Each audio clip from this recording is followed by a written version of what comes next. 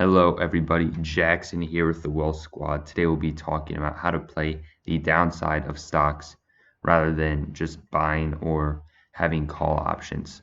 So when you play the downside, only if you are shorting the stock, not buying puts, you have unlimited downside. So we should not be going so risky here. You want to be more conservative with your plays, but with options, you could do whatever. But with just shorting the stock outright, which requires a whole different account that many of us don't have access to or the knowledge of, you basically just sell the stock and you'd have to buy it back later, hopefully at a cheaper price, and you make that difference.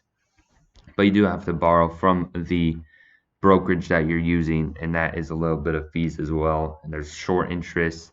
But all of that aside, you really have to look for the type of stock you want to potentially bet on the downside. So we're going to look into that today. Well, considering the market is not doing too hot, you could see here, we could just check on Apple here.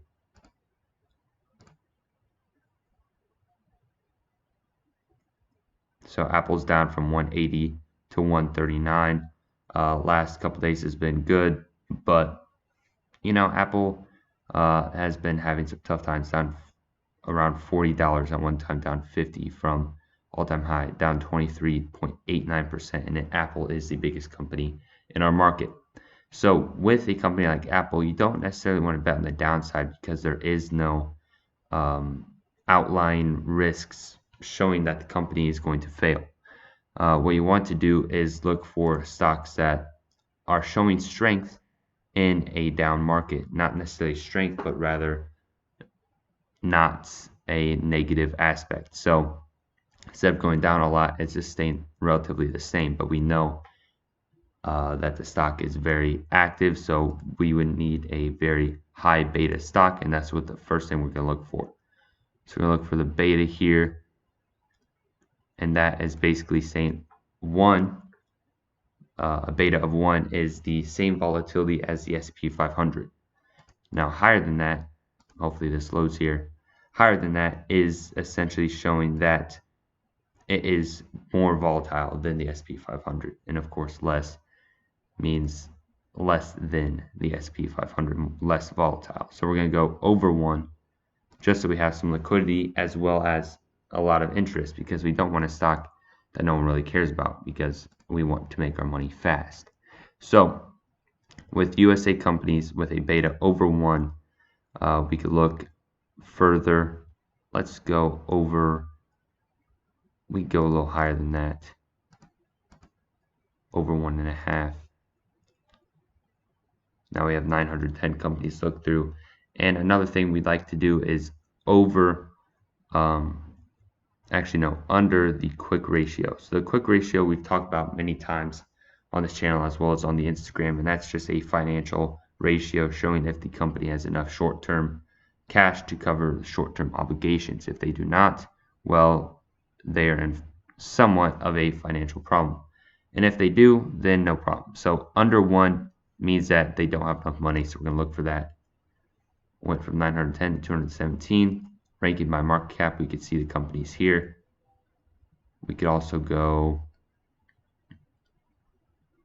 we don't want RSI too high, but there's no option for that here. We could go not oversold. All right, now we have 17 companies to choose from. And out of these 17 companies, we could go through here. We'll go through the basic option here. So first off is AMC. AMC is a dangerous stock to trade because it is a meme stock. And you can see here, it's already been cut in a quarter, essentially. You can see earlier it was trading at $50, now it is trading at $13. So AMC is not a bad prospect. However, you do have a little more risk because number 1, the company is overvalued to begin with. Even a year ago is overvalued. Doesn't mean it's going to collapse right away. And since they do not have enough cash, they could get some more investor money, and that's a big problem if you are trying to bet on the downside. So AMC is an option, maybe not the best one. We do also have Cody here, household and personal products. You can see past 5 years earnings have been falling. Next 5 years not estimated to make any money.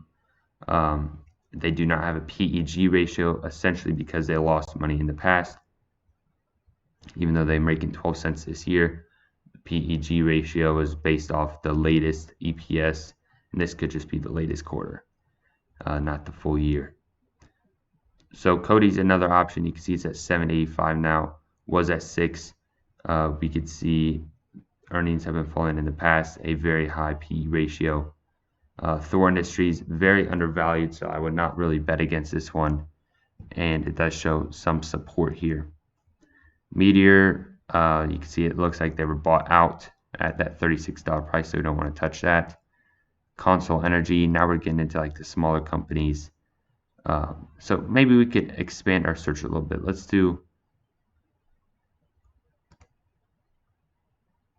cancel this out and do current ratio. So it still gives us the same.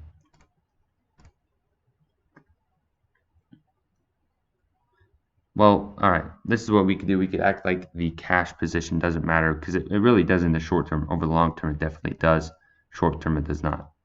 So now we have 140 prospects to choose from. We have Moderna. You can see it's obviously a COVID play, so I'm not going to mess with that just because it's more geopolitical than anything. Syneos Health, I don't know much about. But doesn't look terrible from here. Earnings all growing, all that. We have Celsius, that's the non-alcoholic drink. Bounced up quite a bit from that low back in May. So I don't think it's a terrible, this could be a good one here because it has been falling. You can see the valuation has been getting even higher, which is not good. I'm sorry, not even higher, but just this year has been at a $64 mark when it was just at $40 a month ago. Not the best bet to be making now if you are a buyer. Not a terrible bet if you are a seller. Novavax, also a COVID play. Thor Industries, where you saw Intellia Therapeutics, Denali Therapeutics. So I don't want to mess with these therapeutic companies because that's biotech, and that's where you could randomly see a patent that they tried to get a month ago finally went approved, and the stock jumps up 100%. Now your puts are worthless. They're worth 0, and your shorts are negative 150%, right? Just because shorts are unlimited percent. When puts on the hand, you can only lose how much money you put in. Now, from just these stocks, I would say that AMC as well as Celsius is probably the best plays on here. I don't see very much, but this is how you do find these types of plays. RSI not oversold because you want to essentially sell it when it's oversold, because you're buying it when it's high, selling it when it's low, you're making that difference. It sounds opposite. Essentially, let's say the stock is $100, you buy it or you sell it at 100, okay, and it goes down, you buy that back at 60. You make that difference, you make that $40 difference, because you're betting to the brokerage or to whoever you're betting against that it will do the opposite. They think it'll do the opposite, so that's why they're betting, and you're making that difference. Now, you do pay a short interest, and shorting is much more intricate and not as popular as just put options, and that's something you could do and not have as much upside or downside risk. So I definitely recommend to look into buying put options, especially in this market of uncertainty. It's not a bad play to have in your playbook. So let me know what you think of the video. This is how you find stocks to bet against, not bet with. You are hoping for the downside instead of the upside. So let me know what you think, and thanks for watching.